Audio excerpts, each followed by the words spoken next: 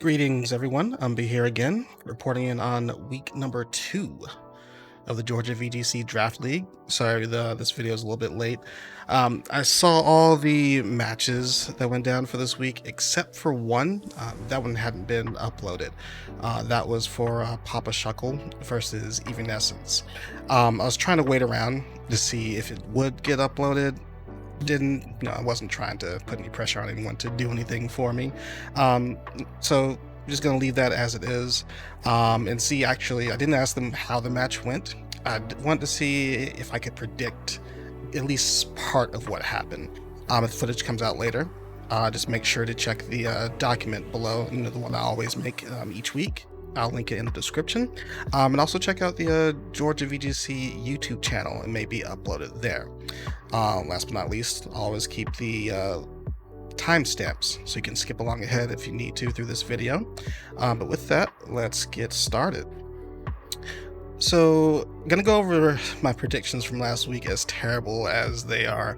Only got 1 out of 6 right, so I'm a little bit of a sad boy right now. Just kind of goes to show you how perhaps I underestimated how ingenious some of our players are in this draft.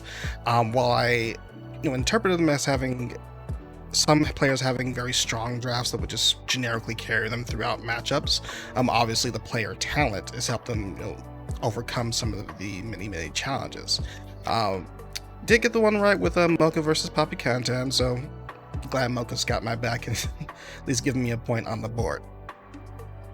Now we did have, I think we had multiple trades this week. This is the only one that I caught before the matches went down, and Professor Walnut decided to trade their Wheezing for Dracozolt. I'm a little bit sad for this one because I still kind of had faith that within certain matchups, Wheezing plus Porygon Z could kind of mimic the Wheezing plus Regigigas scheme, turning off crucial abilities and just allowing the Porygon Z to fire off max strikes. Particularly good versus the Prankster Tailwind type setups. You can just constantly make them slower and slower while you're working behind the bulk HP from your Dynamax, and just firing up really strong max strikes into the team as well. But perhaps I could be wrong. Professor Walnut, though, has a different plan in mind, bringing out the Dracozolt. Now, I didn't put their full draft up on the screen, but you can check it out. Again, it's linked in the document below. But this is the one with Moltres, Galar, the Gmax Rillaboom, Registeel, Entei, Togetic, a couple of little cool pieces. I'm curious to see how well it'll support the offense coming in from the Dracozolt. There's not a lot in as far as speed control for it, outside of pushing out max airstreams or using the Quash from the Sableye, for example. However, it might make a good pairing with the Togetic. I'll be honest, I don't look at Togetic often, so I'm not sure if it's still fairy flying like its older brother Togekiss is. If it is, that'll make a good pairing for it. Since Dracozolt is weak to Dragon and Ground, Togetic in that case with that typing would be resistant to them and draw those moves into it.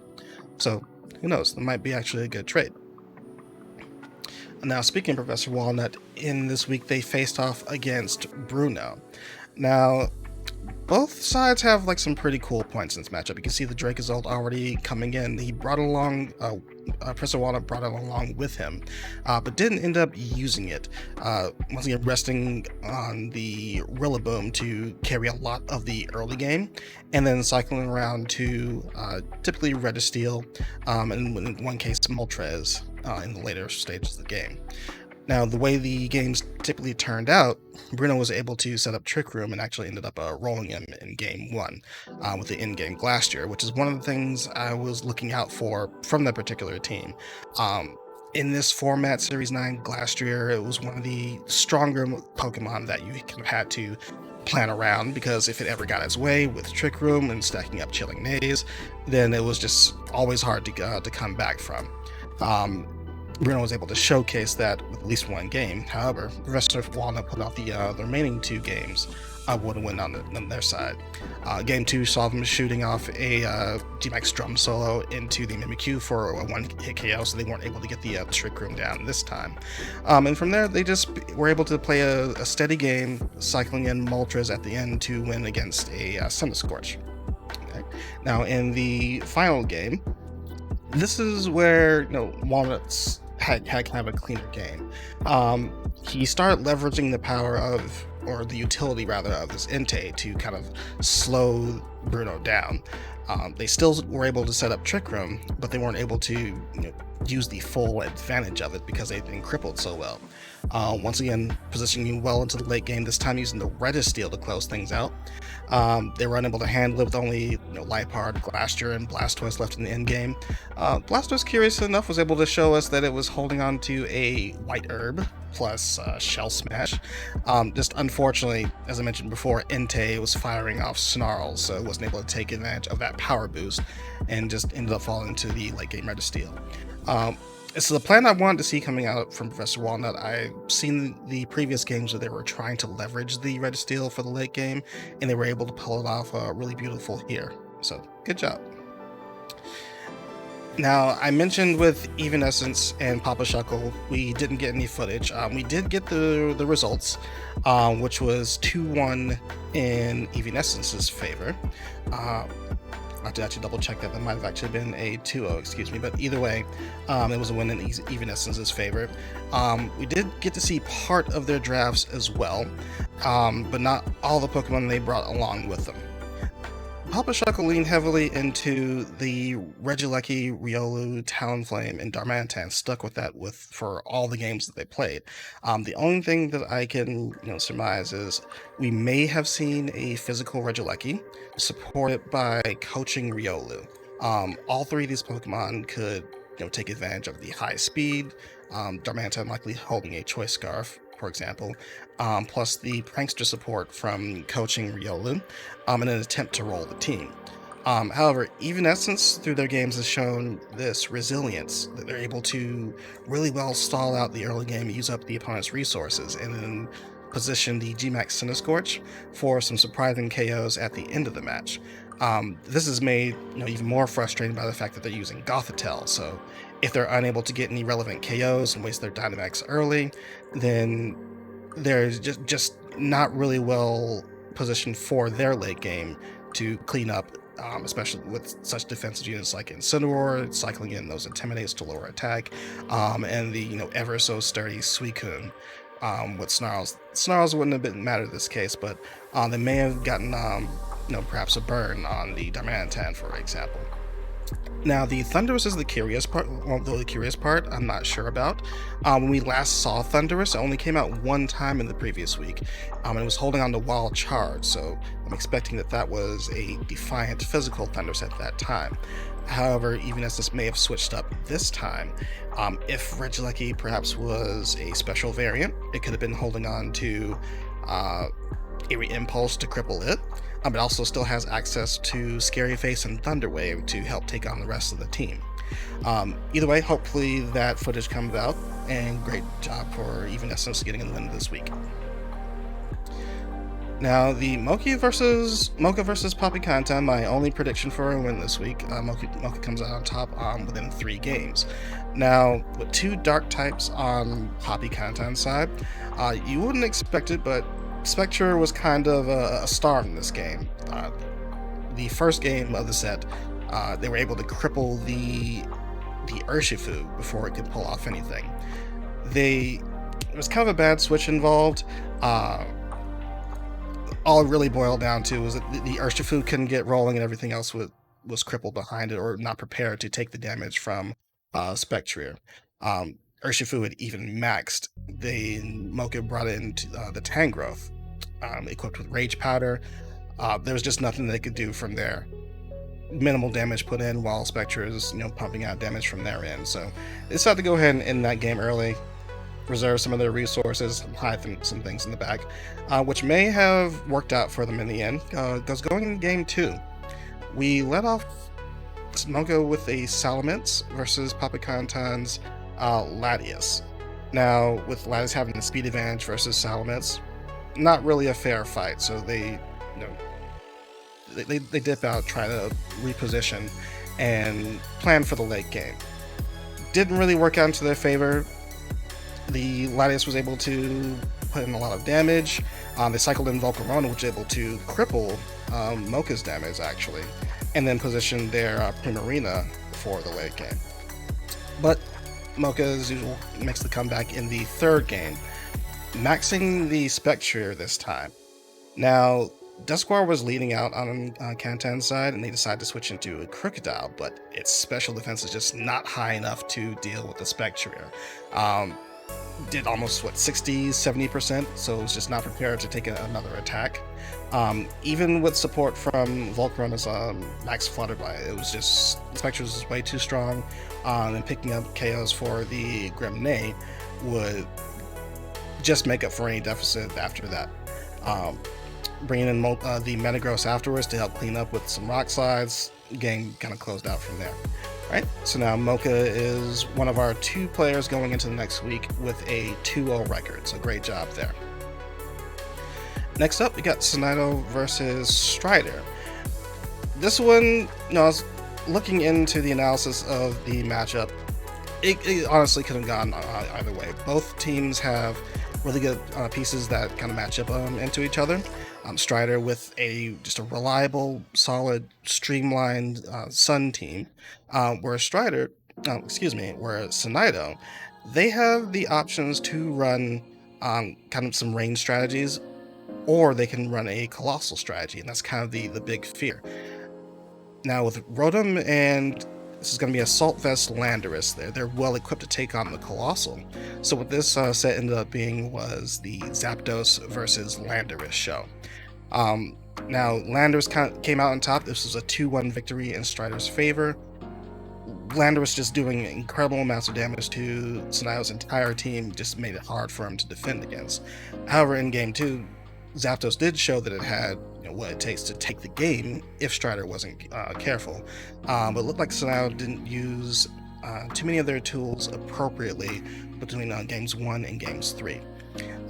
It did show off the power of Sneasel, however. Fake Tears, a Fake Tear supporting set for the Zapdos to get a really quick knockout. Started off with knocking out Charizard. But also what was really cool, because it had Inner Focus, it wasn't affected by Landorus's Intimidate. So when it failed to knock it out with one of the Earthquake, or it might have been a Max Quake, I'm not sure. I have to go back and check the video, and you can too. It was able to fire off a triple Axle. Actually, yes, this was a Max Quake aimed into the Sneasel that failed to kill it. Sneasel fired back with a triple Axle that killed it from full health. So that was really awesome to see. But again, just relying heavily on the power of the Landorus, Strider was able to take both games 1 and game 3 relatively comfortably. The Rotom was very pivotal to their success. It used Ally Switch a couple of times to redirect some of Zapdos' max Airstreams, while Landorus just started stacking up max Quakes, making it harder for Zapdos to take on in the late game. So great job on Strider for another victory in their books. Sanaito's got to pick it up and help my predictions for the next week, however. Alright, now Patillac versus Luminary, that was actually a very fun set to see. You can see on your screen we have on one corner G-Max Cinderace versus normal Cinderace. And surprisingly enough, the normal Cinderace team is the one that comes out on top. This one went to game 2, I believe. No, this one went to game 3, excuse me. Luminary started off leading with their Tapu Koko, and leaned heavily into offense with that. Maxing turn 1 and supported by Grimmsnarl with the Fake Tears. It really leveraged a 3-move set, having, I'm not sure which water move, but also Moonblast and Ice Beam, which just made really quick work of Patillac's team in game 2. Now, I'm sorry, in game 1. Now, in game 2, they decided to use Grimmsnarl with Fake Tears again. However, they're supporting the G-Max Duraludon, which overall is going to have a little bit less coverage over Patillac's team. So they were able to kind of weather that storm. With that, Celesteela was able to, Dynamax move into position and make it a lot harder for Luminary to win that game. So that one was no problem for them. Now, game 3 is the more tense one, where we see an early Gmax from Patillac Cinderace, and then I'm not sure if Luminary maxed the game 3 at all. But this shows like actually the use that Butterfree that I was actually hoping for from Luminary, if they were not cycling in a very heavy offense. They were able to get a very early sleep on the Gmax Cinderace, effectively wasting their Dynamax turns and helping Luminary stall for the late game.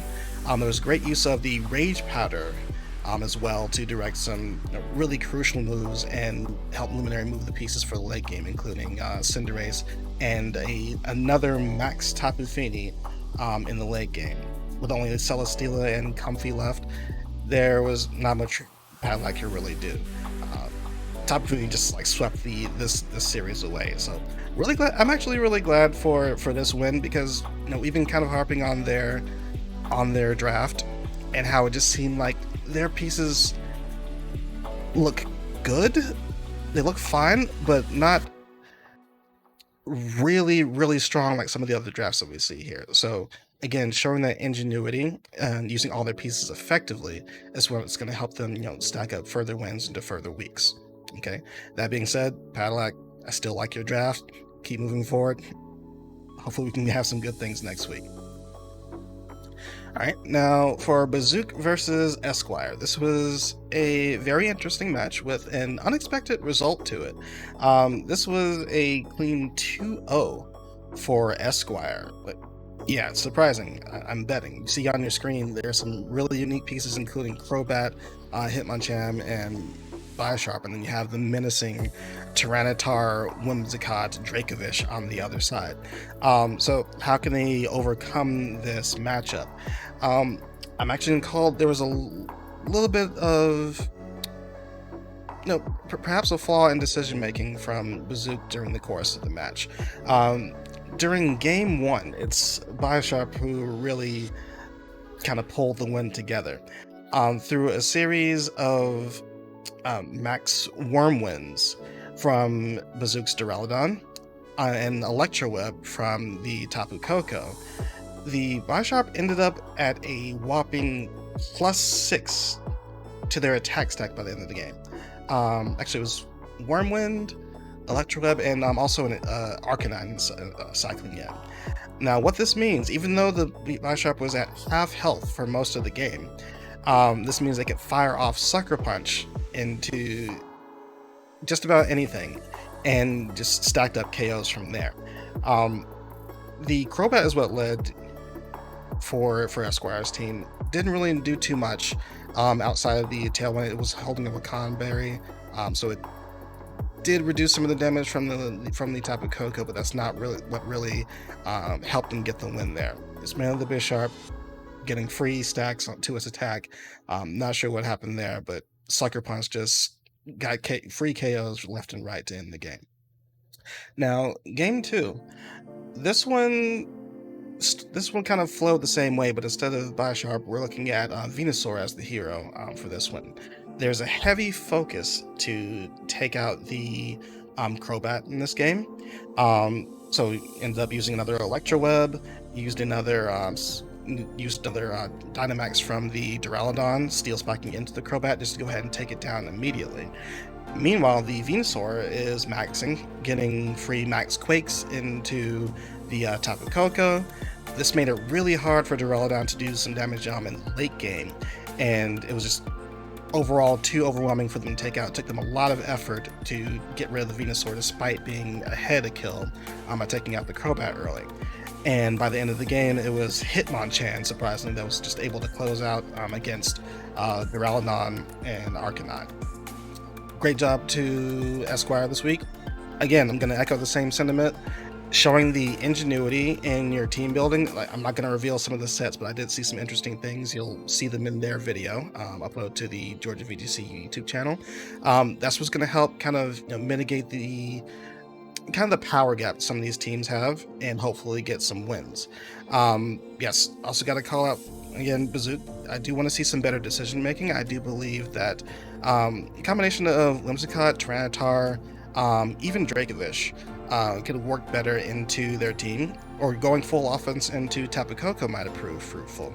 I think there was too much of an emphasis to try and get rid of the Crobat, which just allowed for stronger offensives to pull through and win the game. All right. Either way, good luck for next week. Okay, now, speaking of next week, we have our matchups for week 3 coming up on screen. My predictions for who will win is in blue. Now, with Strider and Eeveenescence, Strider right now has a 2-0 on the board, and they've only got, out of 5 total games, they've only got 1 loss on the record. So it's very possible they'll continue that trend going into Eeveenescence's team.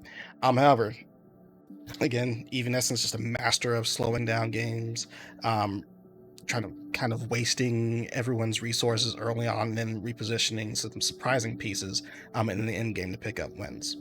Papi Cantan versus Papa Shuckle.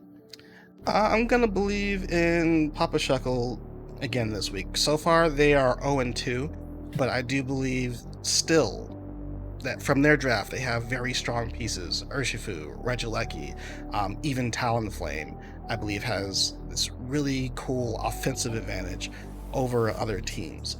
I'm not sure what happened again this week to really speak on what improvements could be made. I'm still, just from a base perspective, I'm going to give an edge over to Papa Shuckle here. Right?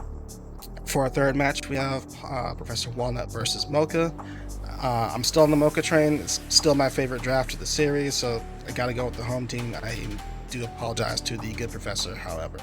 I also believe that by virtue of having the Spectrier, it really shuts down the Registeel, which I believe is a crucial late game piece for Professor Walnut. Now, he has some ways to mitigate the damage with the use of Sableye or Moltres, but Mocha has answers to that as well. They can use their own Grimmsnarl to avoid any prankster shenanigans from Sableye, while also shutting down the Moltres itself.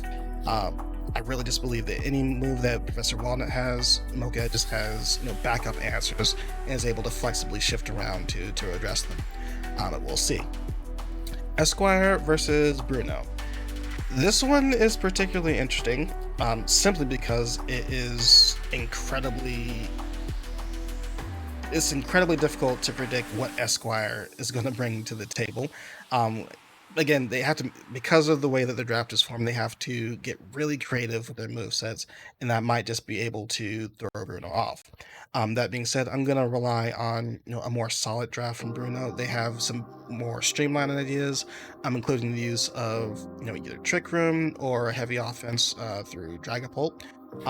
So I'm looking to that to carry the game for them.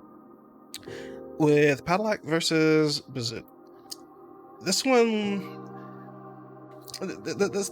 can get dicey. It's going to be a lot of offense on both sides available to them. It really depends on what type of strategies they bring to the table to see whose offense will overwhelm the other one. But I'm going to give it to Bazuk, specifically because they have access to fake tears, Tailwind, and a special attacker. It just makes that idea more streamlined and easy, but depends on what Bazuk wants to bring to the table to handle this matchup. All right, and lastly, we're looking at Luminary versus Sanaito. I believe this is a match where GMAT's Colossal may actually come out versus Luminary's draft. If you want to get a perspective on why I'm saying that, again, check out the doc. I've got Luminary's draft looking where they have Grimmsnarl, Gmax, Duraludon, Galarian Persian, Alolan Persian, sorry, it's been a long day, Serena, Mudsdale, Jellicent, Maractus, Cinderace, Tapu Fini, Butterfree, Conkeldurr, and Cursola. Now, they have plenty of pieces, particularly the Tapu Fini, the Grimmsnarl, will help mitigate damage from Colossal, but if Sanaito positions his pieces right, he might be able to steamroll, with that age-old strategy.